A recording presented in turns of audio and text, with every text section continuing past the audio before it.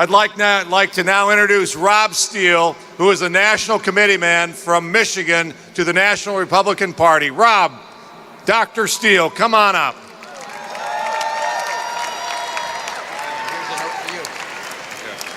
Okay, Grand Rapids, let's get a photo. This is just a still here for you.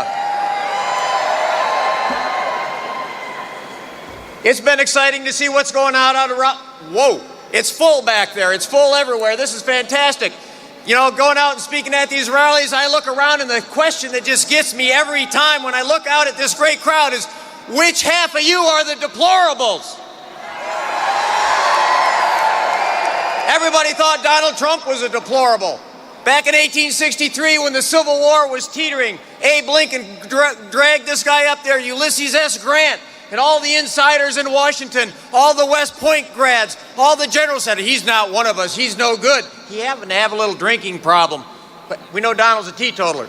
But they were all after him. He's not one of us, they said. So they all came to Lincoln and they said, he's not one of us, we need to get rid of him. And of course, Lincoln responded, find out what brand his whiskey is, send a barrel to every general, we want a winner. Donald Trump, the executive branch, President Trump, what does an executive do? He surrounds himself with great people. How about Mike Pence? How about that list of Supreme Court justices? Potential. How would you like to have General Michael Flynn as the head of defense? And would we drain the swamp with Mayor Giuliani as Attorney General of the United States? How about the contract with the American voter, you?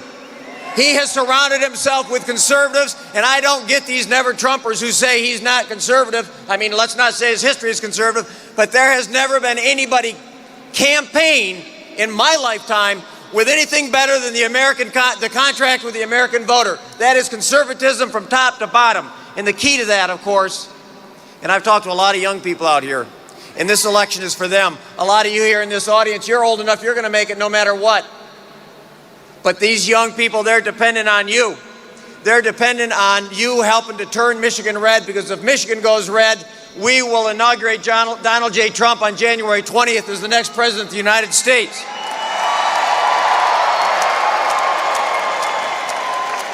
The politicians, haven't we learned a lot? We've learned that not all the Republicans like Donald Trump.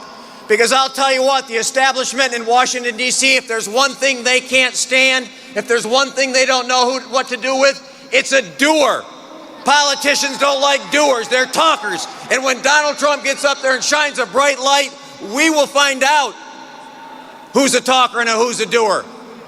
Because we know when Obama's gone, he's not going to sit down. Obama's going to be out there full blast, being a community organizer. And if we have Hillary Clinton, Barack Obama, the Supreme Court, and that bureaucracy cemented into their foundation, we will have a tough battle on our hands. So just make sure between now and the next 12 hours you get out there and you help all those people vote, get your vote in, drive them to the polls.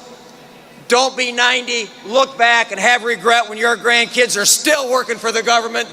Make sure you get out and make the victory go for Donald J. Trump. Thank you.